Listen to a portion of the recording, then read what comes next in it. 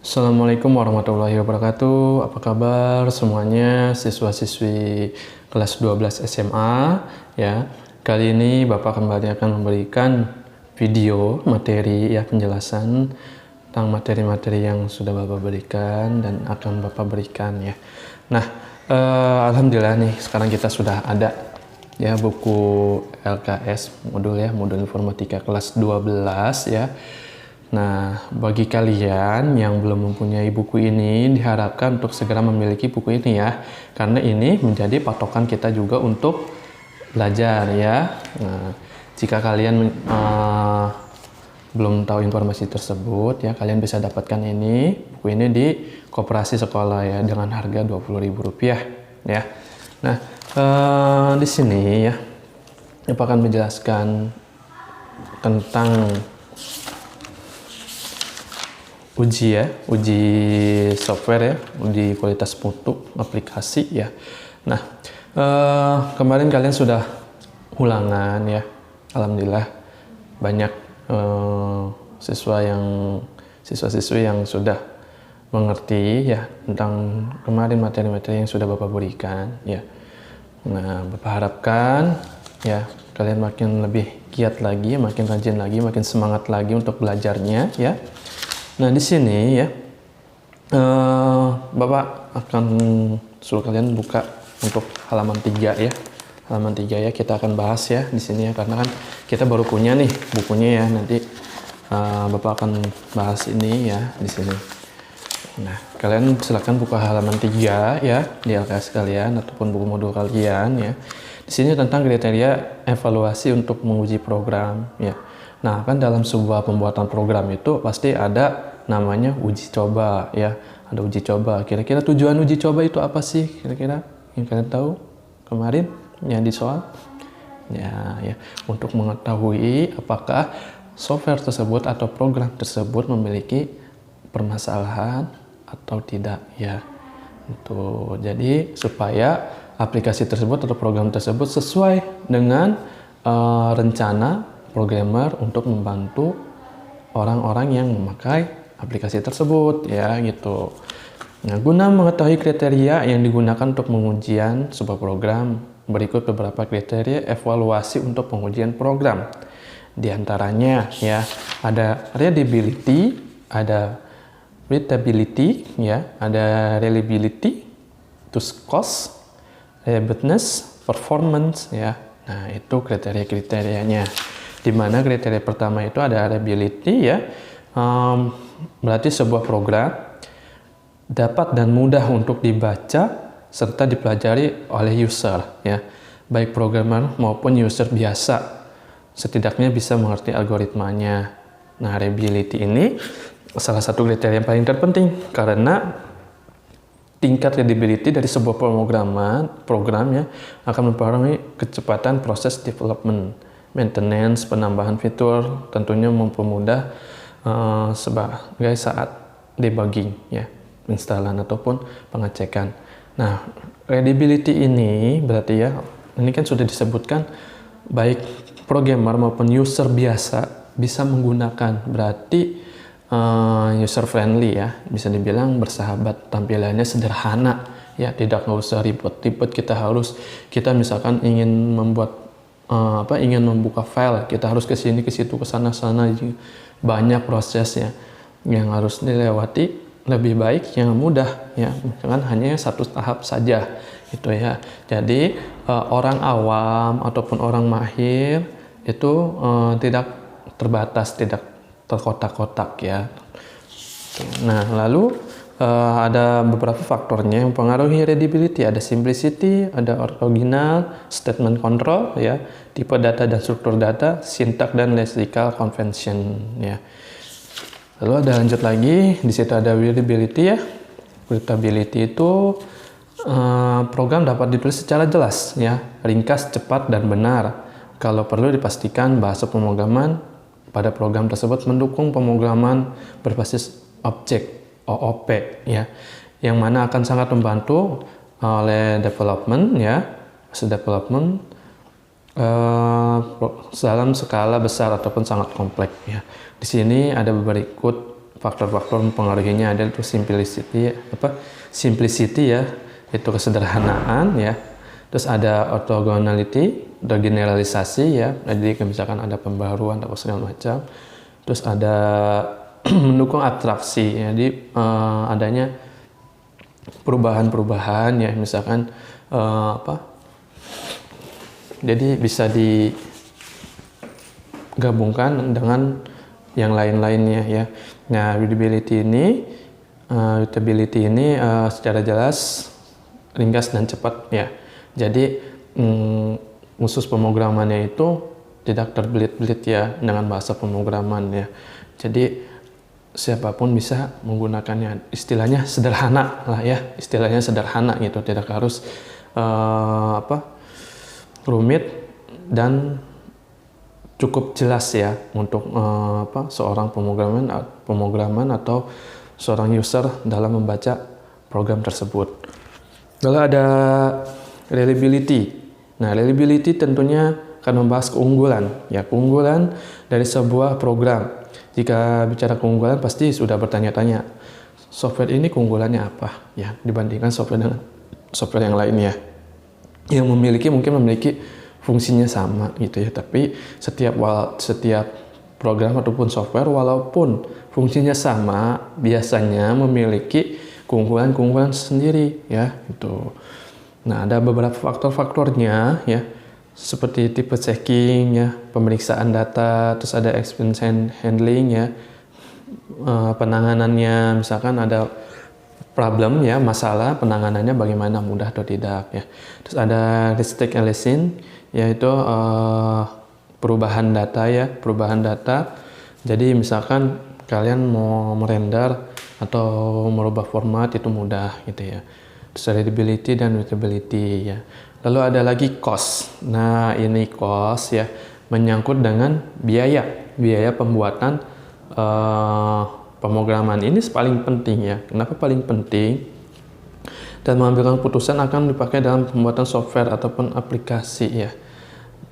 Pikir matang-matang biayanya, biaya software tersebut berapa, terus nanti biayanya akan berjalan berapa, terus nanti akan kita tanggung menggunakan software tersebut berapa. Nah, ini biasanya ya yang istilahnya kalau kita kan membuat suatu produk dengan mahal atau misalkan dengan biaya yang lumayan besar, pasti kita akan menjual produk tersebut dengan harga yang lumayan juga gitu kan ya, istilahnya ya bisa menutupi untuk biaya pemrosesan program tersebut gitu ya. Jadi biasanya kan kadang-kadang kalau kalian lihat Google Play ya, di sana kan ada yang gratis, ada yang bayar ya. Pasti rata-rata ada yang pengennya yang gratis gitu. Nah, tetapi walaupun gratis juga ya, biasanya itu ada kekurangan dengan yang premiumnya, ya istilah yang premiumnya. Nah, kalau yang bayar kan ada tingkatan-tingkatan tertentu ya, misalkan program-program khusus ataupun menu-menu khususnya. Ya. Terus ada robustness ya, kemampuan dalam sistem komputer dalam menghadapi error ya, ketika eksekusi program dijalankan. Nah, di sini ketika terjadi error, program tersebut masih bisa berjalan atau tidak. Nah, ini untuk mengetahuinya ya dengan robustness ya. Nah, tadi kalau misalkan adanya error ya, terus nanti untuk pengecekannya ataupun perbaikannya itu sangat mudah gitu ya. Ini lebih kepada exception handling ya, penanganannya nanti ya. Yang kemudian mendapatkan algoritma yang robust ini tidak mudah, perlu dilakukan serangkaian tes ya, kemungkinan dengan input ataupun kondisi-kondisi si pemrograman tersebut. Nah, lalu karena itu sebuah program disebut robust, maka kemungkinan besar program tersebut akan diandalkan untuk melakukan task sesuai dengan fungsinya ya, atau misalkan dengan di restart ulang atau di pemrograman ulang gitu ya. Nah, lalu ada performance ya, performance ini kinerjanya bagus atau tidak nih ya. Kadang-kadang kan kalau pemrograman ya, misalkan kita masukin datanya banyak gitu, terus nanti overload gitu ya istilahnya.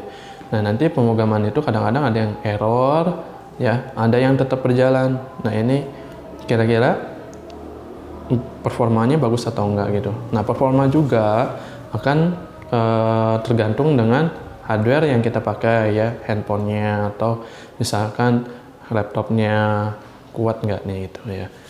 Lalu ya di sini ada lanjut lagi ada software untuk menguji programnya. Di sini ada software untuk menguji program ya. Dananya itu pengujian ini, tapi pengujian ini dengan tujuan ya menjalankan program dengan maksud mencari kesalahan ya. Ini yang tadi kan Bapak bilang pertama ya. Tujuannya untuk mengecek program itu apa sih atau menguji program? Untuk yaitu mencari kesalahan dalam program tersebut. Kasus uji cobanya itu baik kasus memiliki peluang mendapatkan kesalahan yang belum diketahui, pengujian dilakukan berhasil untuk munculkan kesalahan yang belum diketahui ya. Ini misalnya kalau programmer ketika sudah membuat pasti akan uji coba. Misalkan tadinya ada yang tidak ditemukan oleh programmer, misalkan ya security program gitu ya. Nah, menurut programmer udah aman, tetapi menurut orang lain mungkin yang bisa mengetahui tentang bahasa program ya, atau misalkan dia istilahnya hacker ya, bukan itu. Nah, cracker gitu ya, untuk mencari kekurangan-kekurangan dalam program tersebut. Nah, itu nanti dia biasanya untuk ngasih tahu programmer, nih ternyata program Anda ada kekurangannya, keamanannya atau bagaimanapun nih. Ya, terus ada nih pengertian pengujian perangkat lunak ini menurut Meres ya, proses menjalankan program yang dimaksud menemukan kesalahan ya. Terus ada lagi menurut IEE ya, proses sistem operasi atau komponen menurut kondisi tertentu, pengamatan atau pencatatan hasil yang mengevaluasi beberapa aspek dan beberapa aspek sistem atau komponen ya. Nah, itu. Adapun tujuan pengujiannya ya, yaitu menjalankan program dengan maksud mencari kesalahan ya, error. Kasus uji coba baik kasus yang memiliki peluang untuk mendapatkan kesalahan yang belum diketahui ya. Terus ada lagi cukup cakupan ya pengujian perangkat lunak ya. Di sana ada pengujian perangkat lunak seharusnya menghabiskan waktu 30-40% dari total biaya pembangunan perangkat lunak. Nah, ini kenapa cost ini perlu ya. Cost ini perlu pada saat kalian untuk merancang sebuah program ya, karena ya dalam sebuah cost kita harus tidak hanya harus memikirkan biaya pembangunan atau pembuatan program tersebut, pasti ada juga biaya untuk maintenance-nya ya, maintenance-nya. Nah, di sini di cakupan pengujian ya perangkat lunak di sini sudah tertera 30-40% dari total biaya pengembangan ya atau pembangunan perangkat lunak. Jadi kalau misalkan kalian totalnya 100.000, nah nanti untuk biaya perbaikannya pasti udah akan habis sekitar 40%-an dari 100.000 itu berapa ya, 40.000 gitu. Nah, terus pengujian perangkat lunak mencakup hal-hal berikut, diantaranya strategi mengintegrasikan metode perancangan kasus uji dalam sekumpulan langkah-langkah yang direncanakan ya.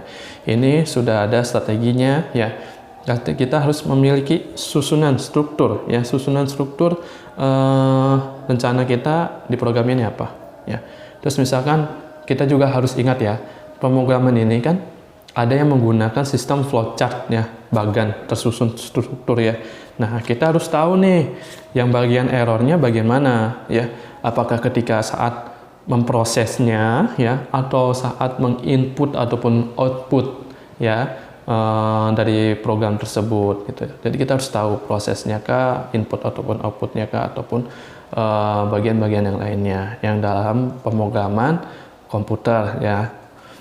Terus ada lagi metode pengujian mencakup perancangan kasus uji dengan menggunakan metode white box ataupun black box ya. Ini dengan menggunakan alat khusus ya. Lalu ada software untuk mengujinya, itu ada Crystal REVS for C++ ya. Lalu ada Auto, terus ada Bufferzone ya. Itu software-software untuk menguji aplikasi ya. Lalu ada standar pembuatan software ya.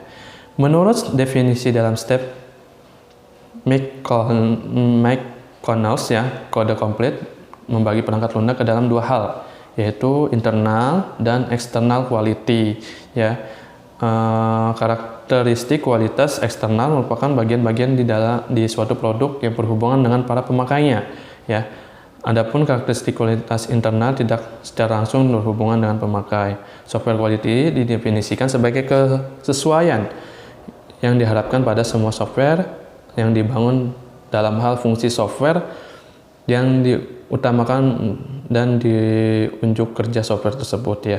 Definisi ini antaranya kebutuhan software ya, kebutuhan software, terus fondasi ukuran kualitas softwarenya ya. Kebutuhan ini apakah kebutuhannya ada di masyarakat luas atau tidak, atau hanya di kalangan tertentu saja. Terus jika menggunakan suatu standar untuk pembangunan software, unit standar tersebut dianggap kurang berkualitas ya. Kalau misalkan memenuhi standar ya, memenuhi standar tapi tidak ada keunggulannya ya, tidak ada keunggulannya, maka mungkin bahkan banyak pesaing-pesaing di software tersebut ya. Seringkali ada kualitas secara langsung diutarakan tersirat kemudahan pemeliharaan yang baik kualitasnya ya. Itu ya. Nah, itu saja mungkin ya yang bisa Bapak jelaskan ya. Silakan kalian simak ya video ini dan catat LKS-nya ya. Nah, Bapak ada tugas nih dari kalian nih ya. Untuk kalian ya, ada tugas untuk kalian ya.